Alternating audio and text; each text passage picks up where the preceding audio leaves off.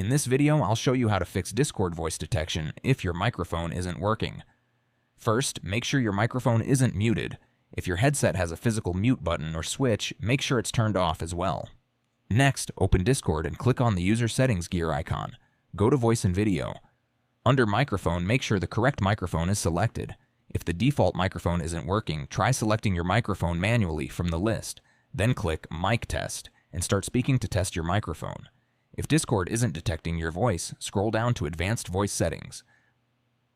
Click the arrow to expand the options. Turn off Advanced Voice Activity.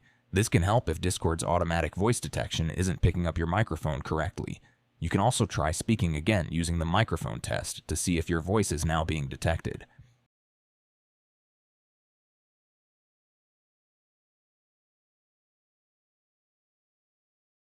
If this video helped, please leave a like and subscribe.